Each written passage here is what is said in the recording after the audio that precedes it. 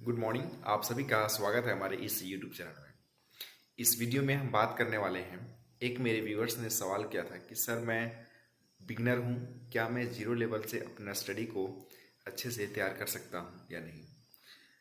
मुख्य रूप से उनका इस बात को लेकर के हर्डल है कि फर्स्ट टाइम वो अपना सिविल सर्विस का तैयारी कर रहे हैं। उनको लगता है कि सिविल सर्विस में ना जाने कितना पढ़ना होता है, कितनी सारी चीज़ें हमें पढ़नी होती हैं। उन्हें ये लगता है कि पृथ्वी में जितनी भी चीज़ें हैं सभी चीज़ के बारे में जानकारी रखना है, या यूँ कहिए कि उनको बहुत ही वास्ट लग रहा है और एक प्रकार से इसी की वजह से उन्हें डर भी लग रहा है कि सर मेरे से हो पाएगा या नहीं।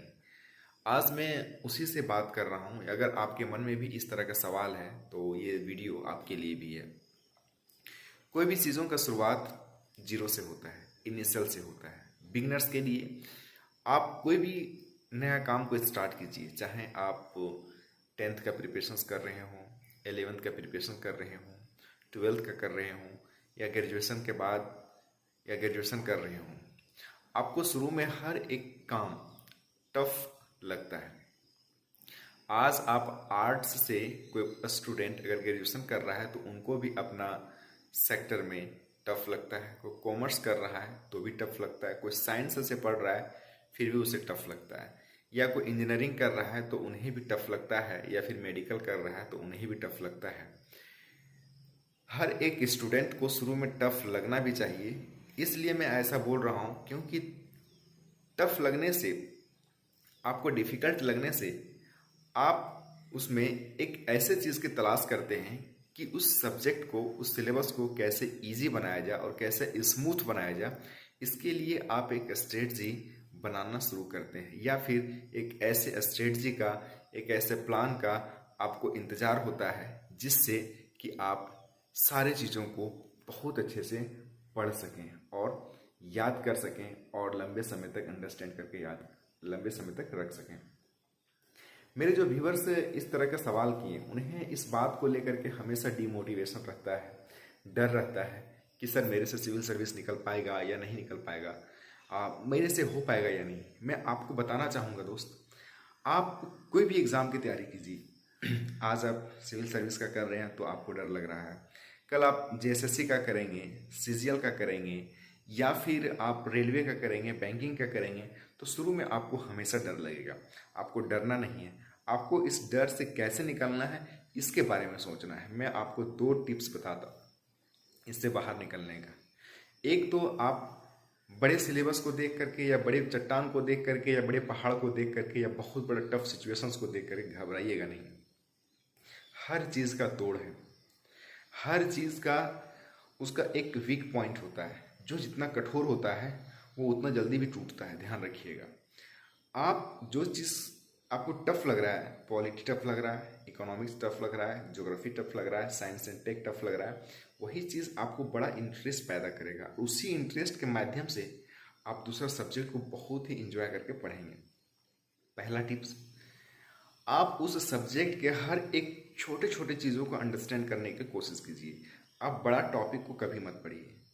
आप छोटे छोटे नुएंसेस को, छोटे छोटे टॉपिक को जब आप अंडरस्टैंड करना शुरू करेंगे, फॉर एग्जांपल आप पॉलिटी पढ़ रहे हैं, ज्योग्राफी पढ़ रहे हैं।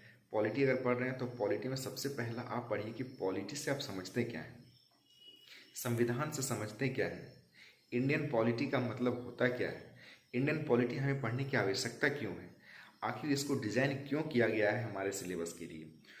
उसके बाद आप प्रियम्बल्स पढ़ते हैं तो प्रियम्बल के जो भी वर्ड्स हैं, गणतंत्र है, धर्मनिरपेक्ष है, ये तमाम जो चीज़ें हैं, इस छोटे छोटे शब्द को आप सबसे पहले नोट्स बनाइए और समझने का कोशिश कीजिए कि आखिर ये वर्ड्स कहता क्या है, या आप मान लीजिए कि संप्रभुता का मतलब होता क्या है, गणतंत्र का मतलब क्या होता है, धर्मनिरपेक्ष का मतलब क्या होता है। इन जो छोटे छोटे चीज़ों को आप जब ग्रेपिंग करना स्टार्ट करेंगे, आपका डर खत्म होना शुरू हो जाएगा। पहला काम है कि आप छोटे छोटे चीज़ों को समझने की कोशिश कीजिए, उसका नोट्स बनाने की कोशिश कीजिए। अभी आपको समय लगेगा, उसके बाद आप धीरे धीरे करके बोल्ड हो जाएंगे और स्ट्रांग भी हो जाएंगे। दूसरा क्या काम करना है, अपने सिलेबस को लेकर के, डर को लेकर के, आप उसी चीज़ को, जो चीज़ से आपको डर लगता है ना, उस चीज़ को, उससे पूरा लड़िए। आप सुबह हो शाम हो, 5 दिन 10 दिन तक आपको लगेगा कि समझ नहीं आ रहा है, नहीं समझ पा रहे हैं, किसी से हेल्प लीजिए।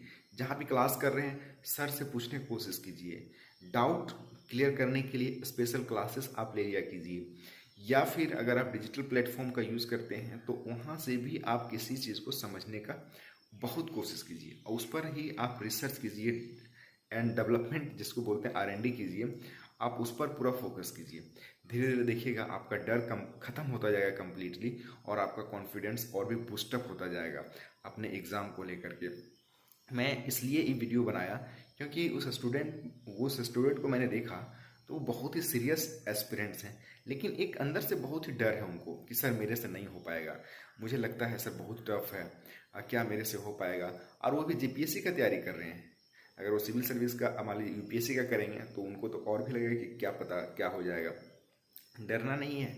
हर एक बड़े बड़े चीज़ों का तोड़ छोटी छोटी चीज़ें होती है। एक बड़े ताला भी अगर होता है तो वह एक छोटे से चाबी से खुलता है।